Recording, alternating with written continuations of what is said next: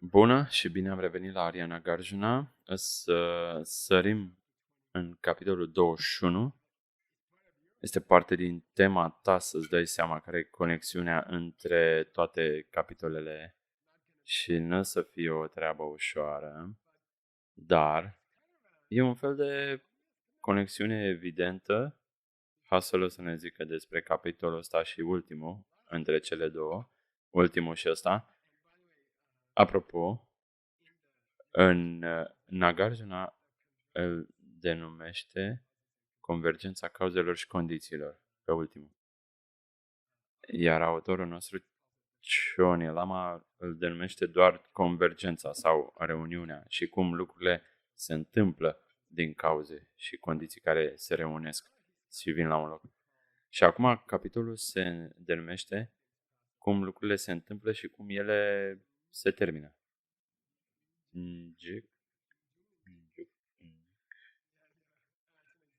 O examinare Jung și Jig despre cum lucrurile se întâmplă și apoi cum se termină. Pentru $100,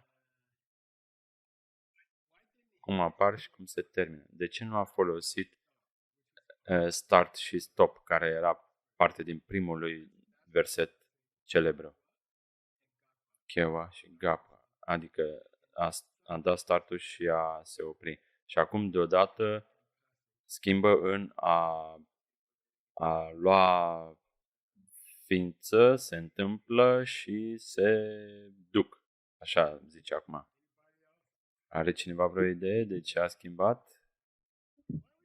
De ce ar schimba de la a începe primul capitol? Vorbește de a începe și a se termina. Și acum zice de la a trecut la că se întâmplă și că se duce. Se întâmplă și trece. Aș zice mai bine. Pentru $50 vă dau un indiciu. Aveți idee? Ce drag? Gândiți-vă la ce drag. Vă zic eu. Este un punct delicat și important. Lucrurile neschimbătoare nu încep și nu se termină, dar apar în existență și ies din existență. Și care e desenul celebru pe care îl folosim? Acea curbă sinuoasă. Adică e ca și când te scoli din pat, așa, sau îți pornești mașina încet, încet, și apoi, când un lucru neschimbător intră în existență și apoi iese din existență, se întâmplă doar așa, ca o linie pe tot graficul. Nu începe, crește și apoi își pierde energia, ci doar clipește și iese din existență. Și aș fi fost foarte recunoscător dacă el scria un capitol despre această diferență. Vestea proastă e că n-a făcut-o. Sau poate Choni Lama. Oricum, asta se întâmplă, cred eu, cu adevărat. Dar hai să trecem prin capitol. Țineți minte pe măsură ce progresăm. Este o diferență extrem de importantă. Oare vacuitatea începe și se termină? Deci intră și iese din existență, dar nu se întâmplă așa pe o curbă sinuoasă. În momentul când acest telefon a ieșit din fabrică, ultimul muncitor care a lucrat la el, atunci vacuitatea lui a intrat în existență, dar nu a început, nu a pornit. Când telefonul se sparge, vacuitatea lui va ieși din existență, dar nu precum o curbă sinuoasă descrescătoare. Pur și simplu iese clipind. Pentru că vacuitatea nu poate fi mai puțin de 100%, de 100%. Și exemplul cel mai celebru este cu șoricelul din bucătărie. Ai un șoricei în bucătărie și ai o absență a șoriceilor în bucătărie. Acum eu am, dar nu mereu am avut, dar acum eu am absență de șoricei. Fie șoricelul e în bucătărie, fie e în afara ei. Și cei de 8 ani de la mănăstire o să zică, îngheșe-la, da, șoricelul care bagă nasul în bucătărie și coada lui e în afara bucătăriei. Stați din gură, nu e așa. Fie e înăuntru, fie e în afară. Fie lucrurile sunt puțin existente de sine sau nu sunt existente deloc. Și mereu e 0.0%. Dar acea absență de existență de sine intră în existență când lucrul care are acea vacuitate intră și el în existență. Și când acel lucru e distrus, gândiți-vă. Din nefericire nu mergem acolo, dar eu aș fi mers. Deci iată, primul verset aici o să zică, hai să ne uităm la tiparul lui de aici.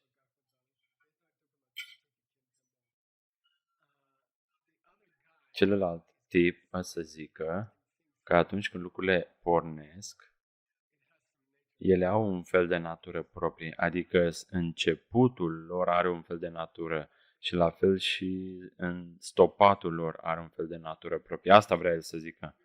Vrea cu adevărat să zică. Și noi zicem, nu au natură de sine. Explică-mi în termeni cu ciocolata. Am nevoie de ciocolată. Cum se aplică ciocolata acestei definiții?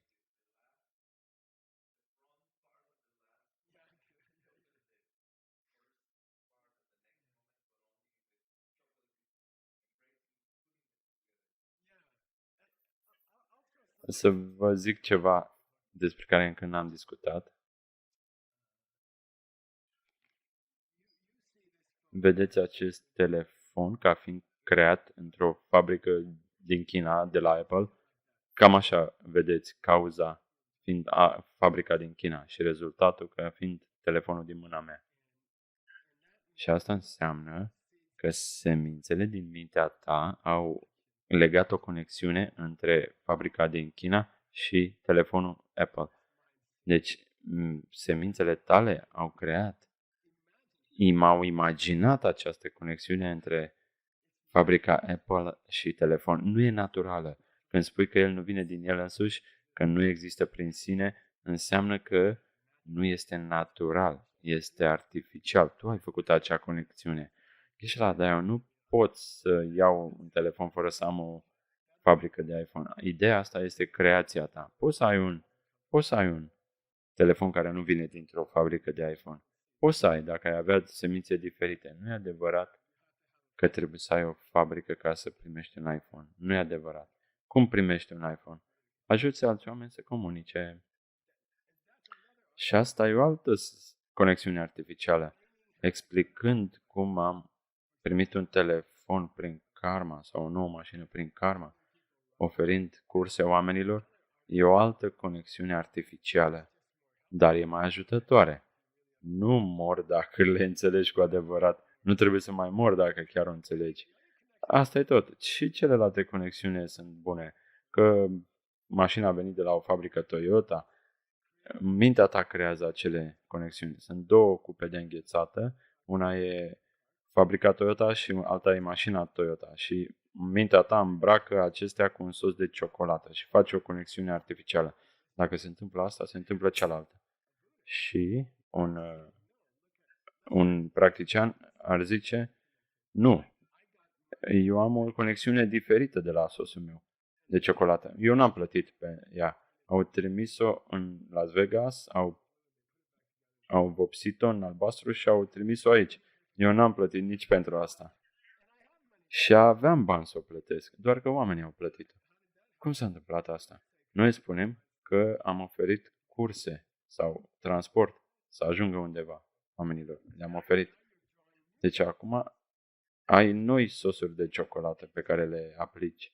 Același rezultat, înghețata, dar altceva a cauzat acest rezultat. Și mintea mea de Nagarjuna, în mod artificial, creează alt lanț de cauză și efect. Ar fi putut fi orice altceva. Întreaga civilizație în care primești o mașină făcând un ritual, adică trebuie să oferi curse, nu? Și ăsta e ritualul. Și să faci cu un steguleț, să-l fluturi și uite așa primești o mașină. Și oamenii o cred, probabil ar funcționa într-o formă. Deci mintea ta face conexiunea, chiar și cea adevărată, dar cea adevărată nici ea nu e reală. Cea reală nici ea nu e cu adevărat reală. Asta e un mod de a explica. Modul lui Nagarjuna, budist. Și apropo, mereu funcționează. Dacă vrei ceva ce funcționează cu adevărat, folosește-o pe asta. Poți să ai o fabrică care nu scoate telefoane sau poți să ai un telefon pe care ți-l dă cineva și nu trebuie să mai ai treabă cu fabrica. Dar dacă ajuți oamenii să comunice, mereu vei primi un telefon. Ok? Dar chiar și acea conexiune e artificială. Tot sosul de ciocolată este implicat, dar el nu vorbește mult de el. Ok, și o să zică. Apropo, încearcă să lege și de timp însuși. Timpul se întâmplă, timpul vine, timpul pleacă. Hai să examinăm acea venire și acea plecare.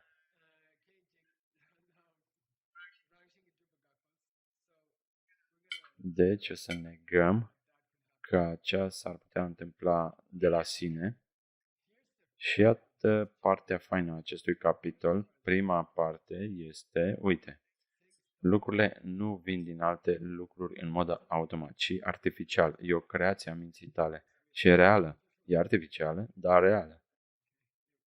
Chiar poți să conduci mașina pe care ai primit-o ajutând pe alții să ia curse, să îi duci, dar conexiunea artificială. Și apoi zice că dacă gândești că trebuie să ai o fabrică de mașini și de telefoane ca să primești mașini și telefoane, atunci implicația acestei idei, deci capitolul ăsta e divizat în două părți.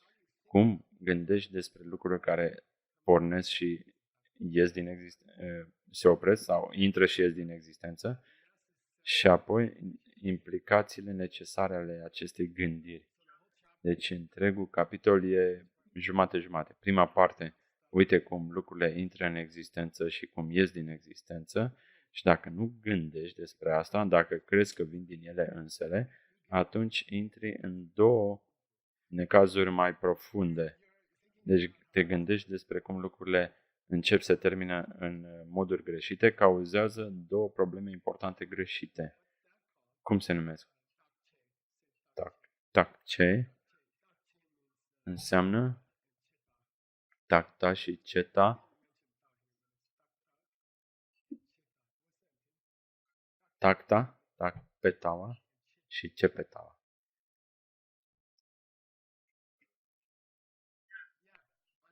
Neschimbătoare și cepa care nu s-au întâmplat niciodată. Deci dacă te gândești cum lucrurile încep într-un mod greșit, intri într-o percepție percepție greșită mai profundă, care implică că lucrurile crezi că vor continua și nu se vor schimba sau că nu au existat de la început. Ai putea merge și la soții din bucătărie, cei doi soți. Dacă nu înțelegi de unde vine soțul, poți crede, într-un fel, crezi într-un soț care e neschimbător. Și dacă negi, dacă crezi că e imposibil să greșești, atunci vei crede că nu a existat niciun soț deloc. Dacă ți-aș explica că soțul are vacuitate, poți să mergi în extrema cealaltă. Să zici că nu e niciun soț, că nu trebuie să mai fiu drăguță, că el nu e real. Asta este să mergi în extremă. Cepeta înseamnă punctul de vedere că el ar trebui să fie neschimbător venit din el însuși. Sau ceea ce este marginea mesei. E margine. Adesea aceste implicații necesare despre cum gândești se cheamă margini și te distrugi dacă cazi de pe aceste margini în prăpastie. Ok, astea sunt cele două părți mari ale acestui capitol. Și apoi să discutăm despre... Deci cineva să încerce să dovedească că atunci când lucrurile se întâmplă de la ele însele și când se opresc de la ele însele. Și o să descriem ideea lui și apoi o să discutăm și dovezile pentru ideea lui și apoi o să le combatem, o să le dovedim, acele dovezi, o să le combatem prin logică. Și acele examinații, sau acum intrăm în investigațiile noastre, care înseamnă, este oare posibil ca aparența în existență și ieșirea din existență pot fi în același moment, se întâmplă în același moment, de exemplu cu sticla asta, sau se întâmplă în timpuri separate, timp separați. Și acum voi sunteți obișnuiți cu astfel de discuții. Oare această sticlă intră și iese din existență în același timp sau întâi intră în existență și mai târziu iese din existență? Ok, apropo, răspunsul e că niciuna. Și apoi o să examinăm tipuri de obiecte care pot apărea ca fiind că intră și iese din existență, ce ar putea părea că intră și iese. Vorbim de lucru care are aceste calități, nu de calități. Și în final, să discutăm posibilitatea că ele sunt unul și același lucru și că sunt separate. Și e diferit de a zice că sunt unul și același obiect. Poate acest obiect să intră și să iasă din existență, această sticlă să le aibă pe amândouă și în al doilea rând să examinăm sticla care are cele două calități și apoi să examinăm dacă cumva aparența în existență ar putea fi ieșirea sau sunt separate. Aparența și ieșirea sunt unul și același sau sunt separate. Deci o sticlă poate să le aibă pe amândouă. Când o sticlă le are pe amândouă, sunt ambele același lucru sau sunt lucruri diferite? Ok. Iată textul.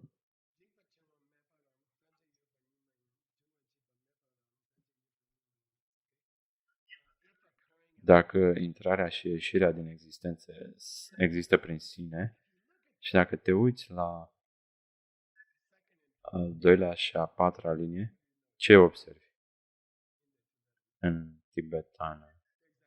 Că sunt exact la fel. Care e diferența dintre prima și a treia? Asta e mai interesant.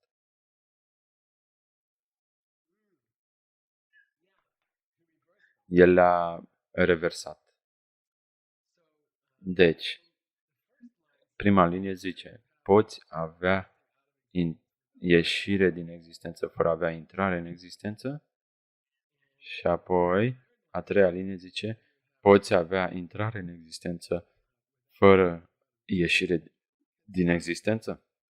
Poate ceva se întâmple fără a ieși din existență și poate ceva să iasă din existență fără să intre în existență. În primul rând, trebuie să fie independente sau toate lucrurile trebuie să le aibă pe amândouă? Cum se simte?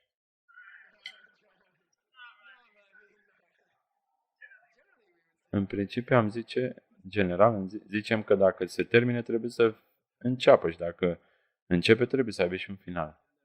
Asta e gândire greșită. Ok, deci fie ieșitul se întâmplă fără intrat sau nu se poate că intratul să se întâmple împreună cu ieșitul de la sine. Deci poate ceva să iasă din existență fără să intre în existență?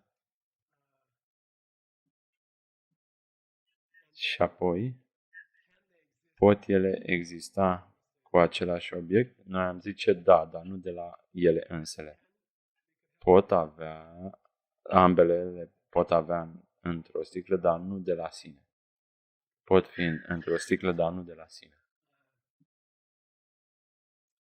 Deci, apropo, tibetana e extrem de dificil aici. Și timp de o săptămână am crezut că e greșită. Am verificat mai multe inscripționări. Am avut provocări, pentru că toate lucrurile lui Chani Lama au fost distruse în Revoluția Culturală. Toate au fost arse. N-am putut să punem mâna pe niciuna. Și apoi am găsit acel set în Rusia, când echipa lui John Brady a petrecut 12 ani în Rusia. Au găsit un set complet de inscripționări și astea poate sunt cele mai importante comentarii din lume și lipseau. Nu le mai găseam. Am avut câteva scrise de mână pe care oamenii le-au copiat de mână de undeva, dar erau foarte amestecate.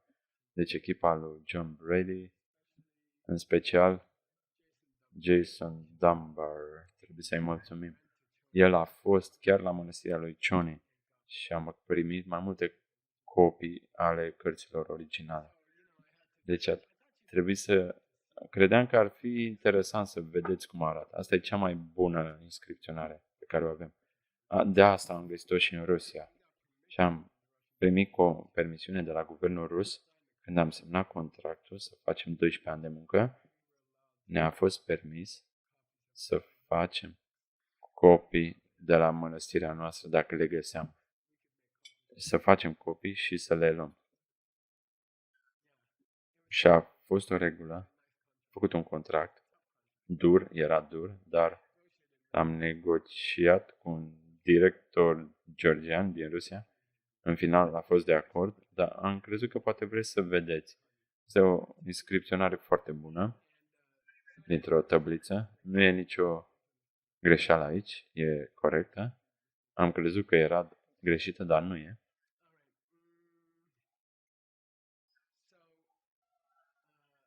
Iată o poză. Jumate sunt... Poți avea viață fără moarte, poți avea viață care nu mai n-ar avea niciodată moarte, sau poți să ai moarte cât încă ești în viață? Asta e întrebarea de bază. Sună prostesc să vorbești despre o viață fără moarte? Ar putea fi viața fără moarte? Ar putea fi viață fără moarte? Următoarea întrebare e, poți muri cât încă ești în viață? Astea sunt întrebările pe care le primim. Gheșela, dar astea sunt întrebări stupide, nu? Da, dacă ești viu, vei muri. Apoi, și dacă ai murit, probabil ai fost în viață. Și dacă încă ești în viață, probabil încă n-ai murit. Dar nu e atât de sigur. Nu e atât de sigur. Și despre asta vom discuta.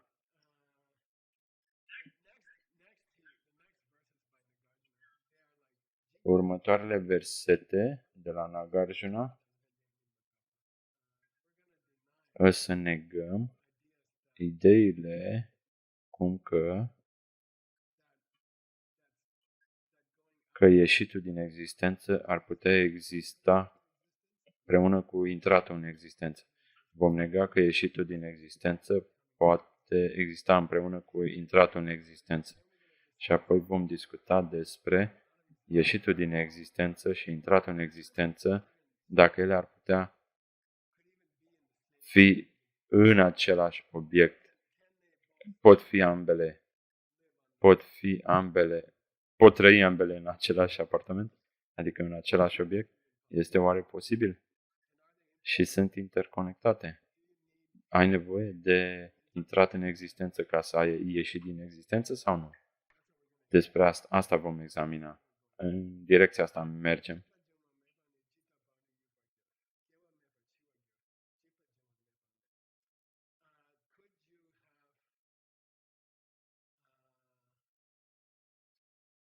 Deci ai putea avea ieșit din existență fără a intrat în existență și noi zicem, cum ar putea fi posibil acest lucru? Ai avea atunci Aia putea avea ciua fără cheua, adică moarte fără naștere. Sau lucrurile să moară fără ca să se fi născut. Oamenii să moară fără să se fi născut, dacă e posibil așa ceva.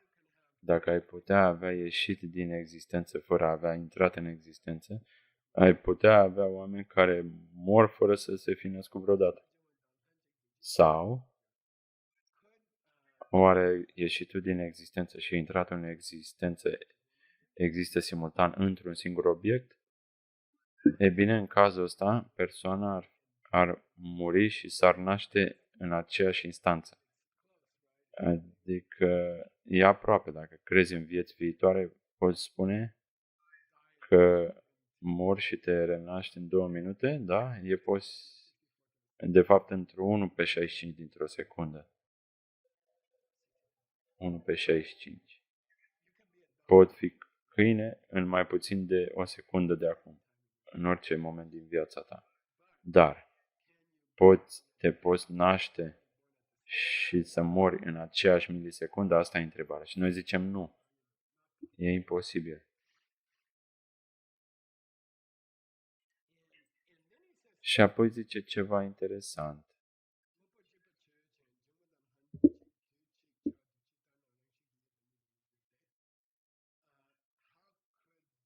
Cum ar putea finalul unui lucru funcțional, sfârșitul unui lucru funcțional,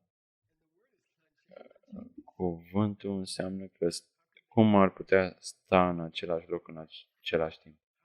Cum ar putea ieșitul din existență și intratul în existență în același obiect să fie prezente în același timp? Și apoi zice, pentru $50,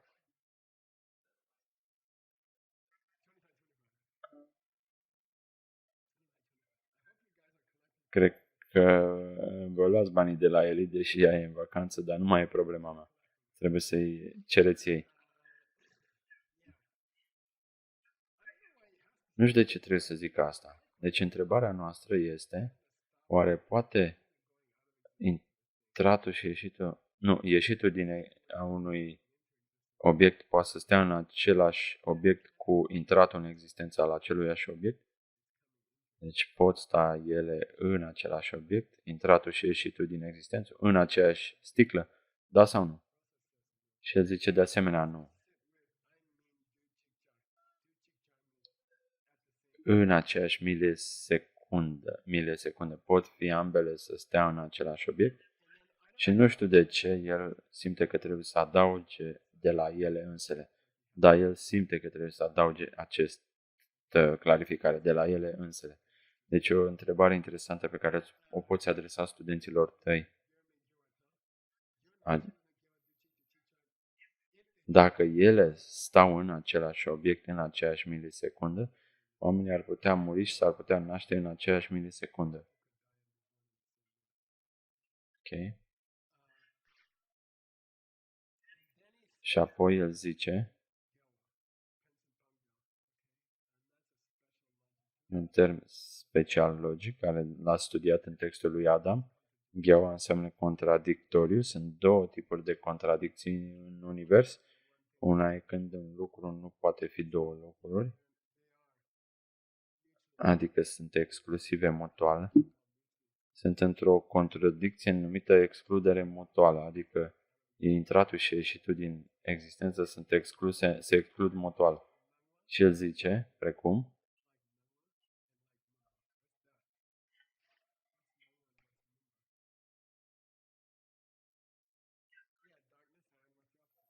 întunericul și lumina, într-o singură încăpere. Iată o imagine aici, unei încăperi,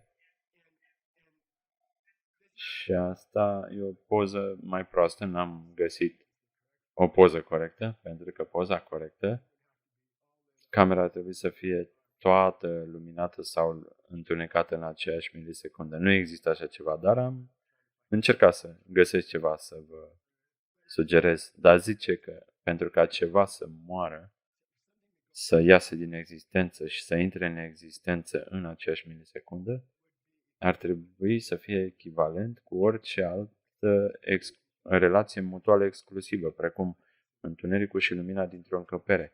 Dacă ar fi posibil ca un lucru să aibă intrat în existență și ieșit din existență în aceeași milisecundă, ai putea avea atunci o cameră care e toată întunecată sau luminată în același moment și e același principiu, că nu e posibil. Și apropo, te pregătește pentru, e ușor să zici, da, camera nu poate fi complet întunecată și luminată în aceeași milisecundă. E ușor să zici că ceva nu poate intra și ieși din existență în aceeași milisecundă. Dar cum funcționează cu adevărat lucrurile? Unde e linia? Mai devreme sau mai târziu el o să zică unde e delimitarea? Unde, când intrat în existența acestei sticle s-a schimbat în ieșit din existență? Unde e linia care le delimitează? Și în acest curs, dacă vrei cu adevărat să primești toate răspunsurile corect, doar zi sosul de ciocolată. Este doar sos de ciocolată, sirop. Nu poate fi o linie care să delimiteze partea care intră și care apoi iese din existență. Noi credem că e, dar nu e. Cea pe care credem noi că e acolo este, credem că simțim că vine de la ea însăși. Este un exemplu bun a ceva ce există prin sine. Dacă vrei un exemplu bun a ceva ce există prin sine, gândește-te la punctul când lucrul se schimbă din intrat în ieșit din existență. Unde e granița? Unde e linia care le delimitează? Să mai facem câteva cuvinte din sanscrită, că e o pauză bună în timpul clasei și chiar contează. Îmi place cuvântul ăsta. Anionia. Sună ca onion, ceapă. Ania plus Ania. Ania plus Ania. Anionia. S-a schimbat în Anionia. Nu știu de ce, dar s-a schimbat. Ania înseamnă celălalt, adică nu e unul și același lucru în sanscrit. Dar aici înseamnă, Ania, înseamnă unul îl face pe celălalt. Unul și celălalt. Unul și celălalt. Unul îl implică pe celălalt. Unul îl implică pe celălalt. Scuze, am o alergie. Nu cred că am COVID, am verificat, dar am niște alergii. Cred că e specific din Sedona. Și iată două exemple de anionia. Sahanionia.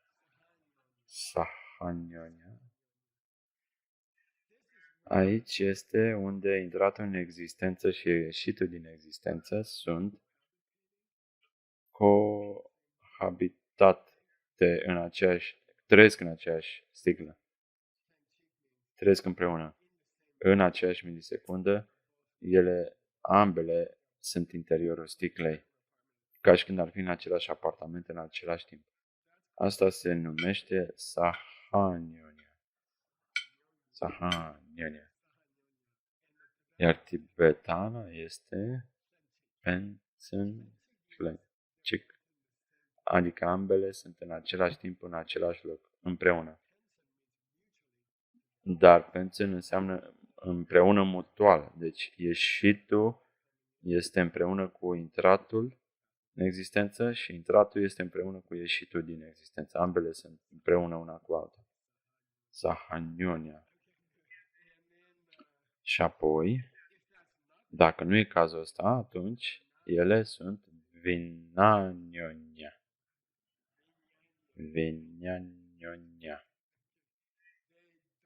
Ele nu se înțeleg.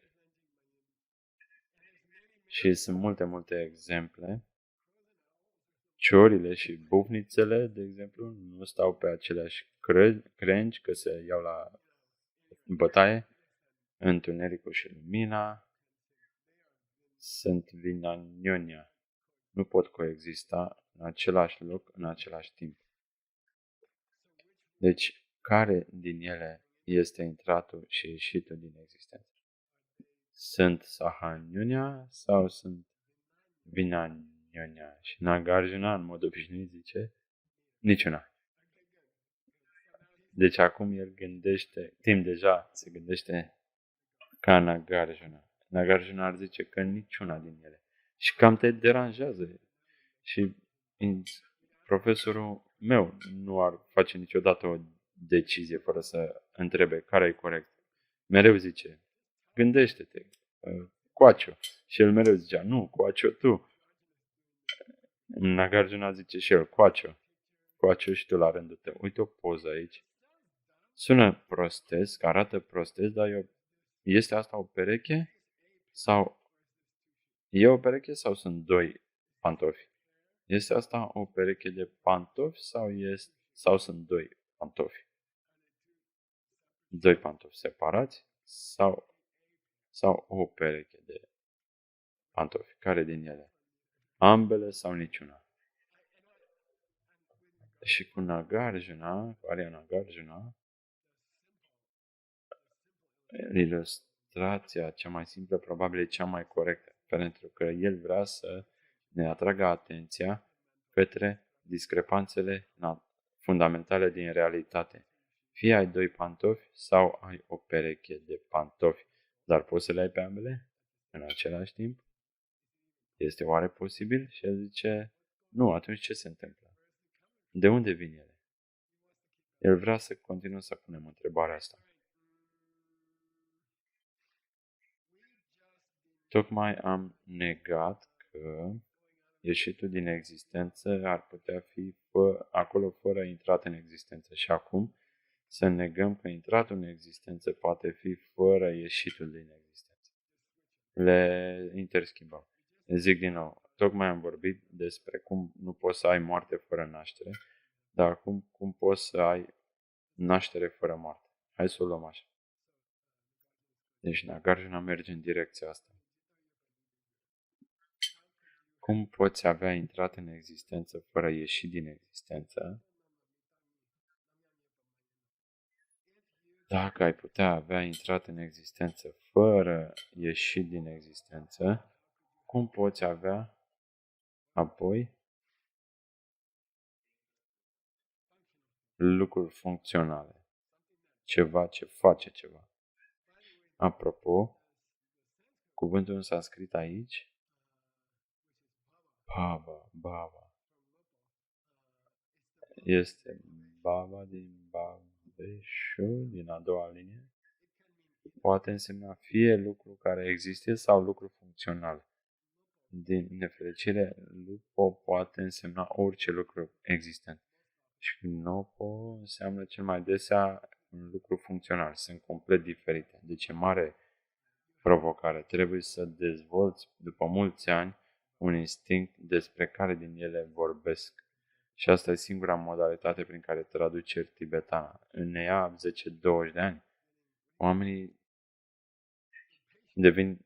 își pierd răbdarea în lecțiile alunelor de bune. Vorbește cu mine când să ai 15 ani de experiență. Vreau și eu să traduc, da, dar trebuie să simți dacă vorbește despre un lucru care funcționează sau care există. Și ia mulți ani. Dacă ai putea avea intrat în existență fără ieșit din existență, atunci nu poți, n-ar fi mitaku. Lucrurile care fac ceva nu s-ar mai schimba. Și care e punctul culminat aici? Deci, revin, dacă lucrurile se pot intra în existență fără a ieși din existență, atunci lucrurile care fac ceva nu s-ar mai schimba. Și care e adevărul fundamental din spatele acestui sarcasm? E o prasanghica. Vrei să ai o intrată în existență fără ieșit din existență? Da, dar nu le vreau pe amândouă în același timp în aceeași sticlă, că e incomod. Ok, e în regulă, deci să cred că atunci lucrurile care fac ceva nu se opresc, nu sunt impermanente. Asta ar trebui să fie foarte ofensiv când te acuză că gândește așa. Dar care e principiul din spate? Dina spune că toate lucrurile funcționale trebuie să fie schimbătoare. Care e principiul de bază, adevărul fundamental din spate? Toate lucrurile care fac ceva trebuie să se schimbe. De ce?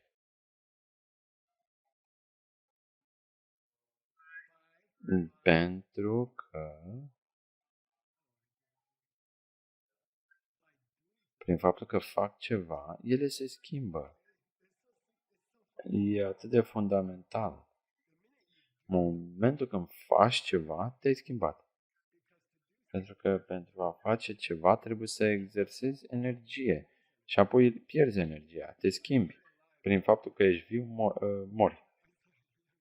Prin faptul că ești viu, am văzut un lucru haios, o discuție despre ce boli sunt terminale și un doctor a zis, lasă o baltă, viața e terminală și noi, da.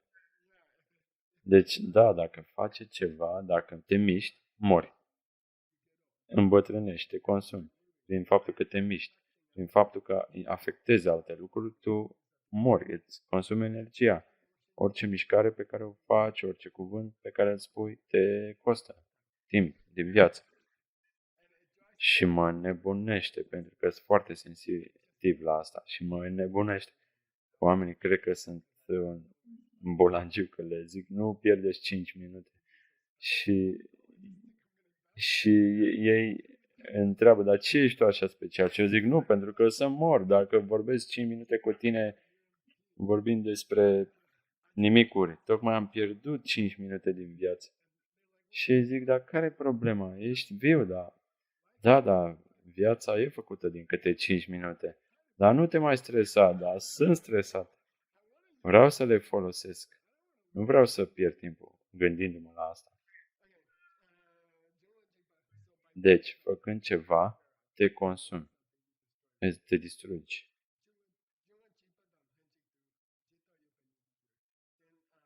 Și apoi, acum aici e problema. Poți avea intrat în existență fără ieși din existență, da sau nu? Nu. De ce nu? Pentru că lucrurile funcționale, ele se consumă prin faptul că fac ceva. Și dacă ai putea avea intrat în existență fără ieșit în existență, asta n-ar mai fi adevărat despre lucrurile funcționale. Dar noi știm că e adevărat. Noi știm că e adevărat. Și apoi, iată, și Nagarjuna, apropo, nu poți avea ieșit din existență cu intrat în existență de asemenea.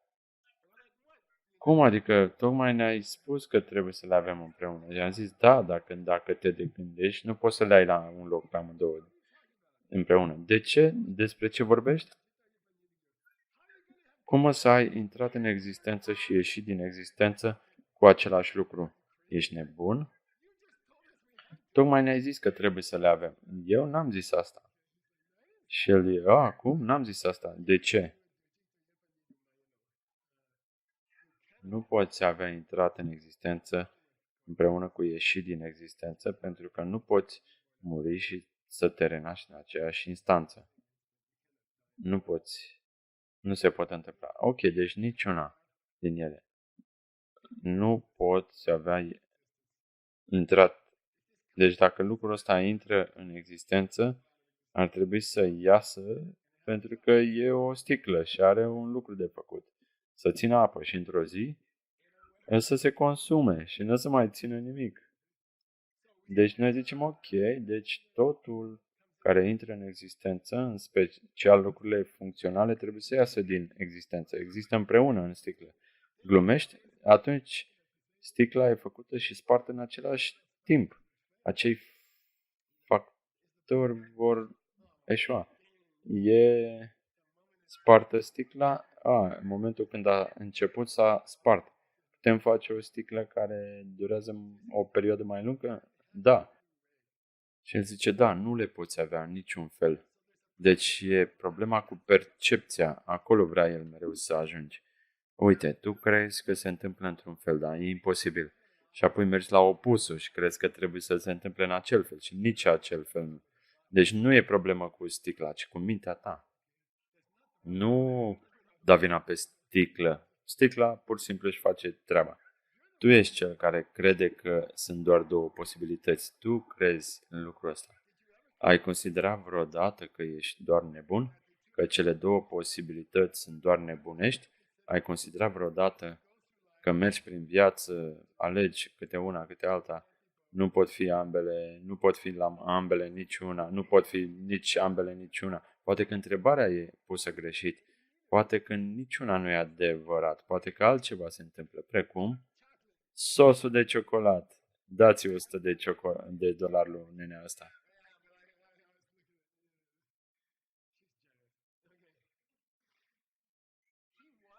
Vrea să te forțeze să gândești că întregul lucru e greșit și că trebuie să existe alte posibilități, în sensul că tu creezi lucrurile astea artificial.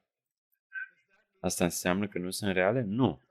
Doar că lucrurile artificiale îți pot sparge capul sau îți pot da imortalitate. Asta e o alegere. Am și o poză aici, la cât trebuie să ne oprim. Acum, oh, hai să arătăm o poză simpatică a ceva ce face ceva. Dacă ești grădinar sau constructor, e frustrant